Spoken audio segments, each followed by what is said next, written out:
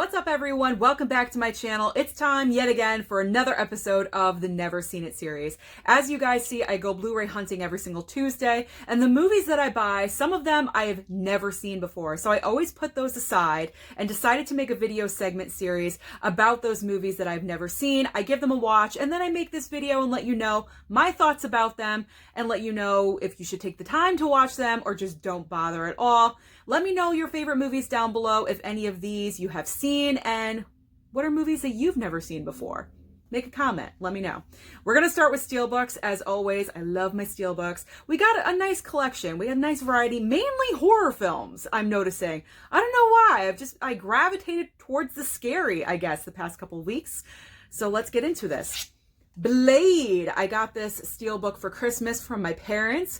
Now, I've seen Blade before, but it's been an extremely long time. I would say at least 15 years since I've seen this movie. And if any movie goes that long or longer, I just put it into never seen it because I've forgotten, bits and pieces of the film.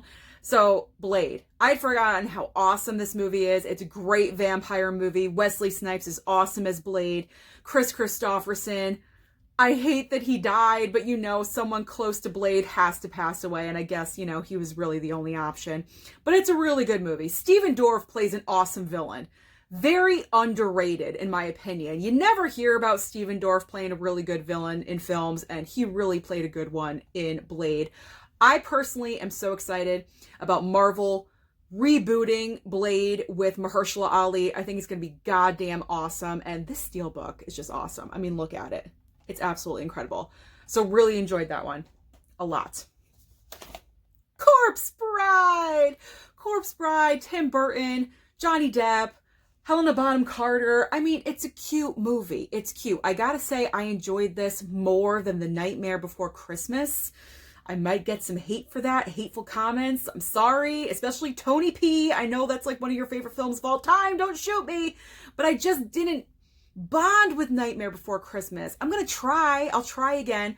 But Corpse Bride, I enjoyed it. I thought it's a cute little movie. It's nothing, it didn't knock my socks off completely, but for something to watch around Halloween time to kind of get you in that mood, especially if you do have children, then this is a good option. So Corpse Bride, I enjoyed. Did not mind it.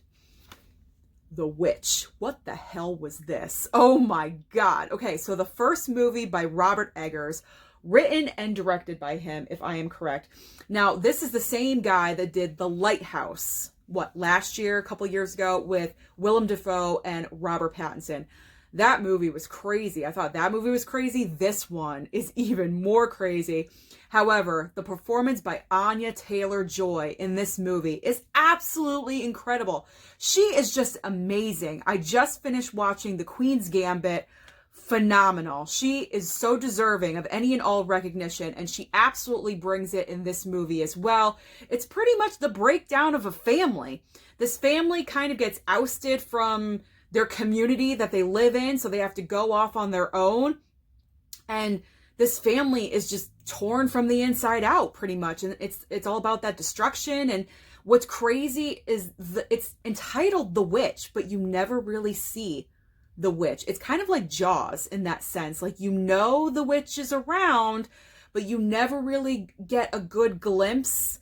It's really cool. It's very along those lines of Jaws, and so I enjoyed it. Freaky and weird. I don't know how many times I'll watch it, but I'm happy I have it in the collection, and I will watch it again. It's just not a go-to for me, but it is a good film.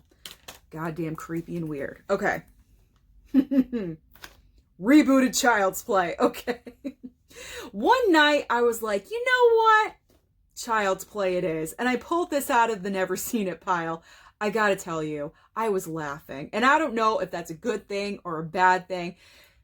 This was good for me because I'm not all about the blood and the gore and a comedic horror film for me, I will take that. This was not meant to be comedic, but it came across that way. I mean, it's just so silly and ridiculous. It's not a bad movie. It's just not a horror movie to me. I don't know. It's just like a really gross, rated R or something. I wouldn't put it strictly in the horror category. I'm not even sure if it's going to get a sequel or not. It could. It's silly. It's just absolutely silly. But I did have a good time with it. I was entertained by it. But I know it didn't live up to a lot of expectations of Child's Play fans out there. I've never seen any of the others besides the first original Child's Play. I would like to see the entire one. I would like to see the entire franchise. But this was funny, in my opinion. Let me know down below if you thought the same thing about the rebooted Child's Play. I was seriously laughing. All right, we got Hellfest. I guess if there was a loser in this pile, it might be this one. Well, it probably would be this one. It would be this one. Because of the ending. Okay? The ending left you with unanswered questions. So the basic plot of this movie is a bunch of teenagers are going to a theme park theme of Hellfest. And yeah, murders are happening. There's a guy stalking them, wearing a mask. Basic plot line. The thing that I hated the most is that you don't know who he is and you don't know why he's targeting these certain teenagers. No answer. Pretty much the answer you get is that it's some random dude and he just goes home to his daughter, "Daddy!" and she runs over, and that's the end. So we're left to think that some random guy just decides to start murdering kids, teenagers, on Halloween night. I don't even know if it's Halloween night, but on a random night in an amusement park, and he just goes home to his family. That's it. I hate being left with questions. I don't want questions. I want answers. So this one is probably definitely the loser of the week. Disappointed in that one. Nocturnal Animals. I was not disappointed with this one. Jake Gyllenhaal and Amy Adams. Amy Adams always turns in a great performance. This one was very twisty and weird and odd, and Jake Gyllenhaal's character, I was like, but why is he doing this? But then you think about it and you realize, oh, this means this and that means that. Apparently Amy Adams and Jake Gyllenhaal were a couple. They broke up, and then he goes on to write a memoir or a book, and he sends a copy to her, and she's reading it, and her husband is cheating on her. Like, all of these elements, all of these things are mixed together, and the story that's being told, oh my, it's a lot. This movie is a lot, and it makes you think, and you have to piece things together because there's pieces in the book that line up that happened in their real relationship. It's a thinker. This movie is a thinker, but if you don't mind thinking, I recommend this one. If you don't want to think, I recommend you putting on something like Fast and Furious. That's a non-thinking movie. Okay. Locked Up. Sly Stallone. I've never heard of this film. I saw it at Walmart for $5, and I was like, what's that? I'm going to pick it up. It's Sly Stallone. Apparently, he gets locked up. He's in prison, and the warden, played by Donald Sutherland, his father, Donald Sutherland, just has it out for Sly Stallone for some reason, and we find out the reason why. They have a past history, and he makes his life a living hell in lockup. Ooh, this movie, ooh, man. I can't even imagine. The horror. This was scarier than the Child's Play reboot, okay? If you want a horror movie, watch this. Not the Child's Play reboot. This was way scarier than Child's Play. Just picturing myself in that situation. I felt so bad for Sly.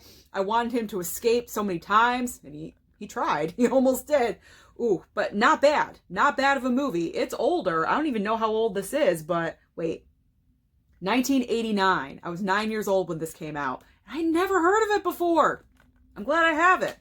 Rewatchable factor? Not really sure, but it's good. It's a good film. Last but not least, crazy comedy that so would not be made today and so would not be acceptable today. Blazing Saddles. Okay, watched this movie the other night with my mother.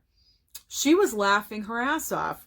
I was laughing too. However, while I was thinking about it, I'm like, wow, this movie is so not acceptable today. It would never have been made today. if you haven't seen Blazing Saddles, you kind of got to brace yourselves. There's a lot of inappropriate jokes, a lot of inappropriate situations.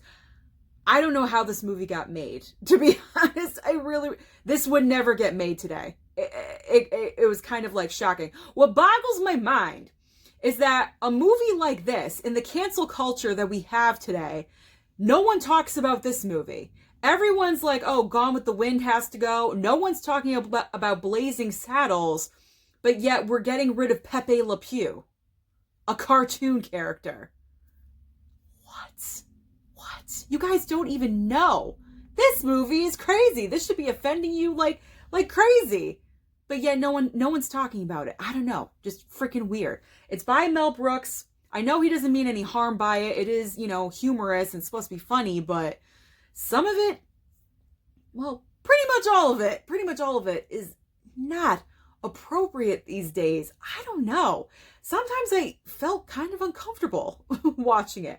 And I gotta say, I was kind of in and out of consciousness too, a little bit sleepy here and there. Not that the movie was boring, but it was very slow paced, and it is a Western, as you could see, by the cover, it is a Western. Not really into like a Western setting, so that was kind of boring to me and slow, but I knew that going into it. But it's not all that bad, but it's not that great. I don't know. I can think of other comedies that I think are way better of all time than this. I know that this is on a lot of top 5, top 10 lists. Not for me anyway. Not for me, Blazing Saddles. Okay, so that is everything that I have watched recently. Let me know down below your thoughts about anything that I had chosen, about any movies that you've seen recently. Don't forget to like and subscribe down below, and I'll see you next time.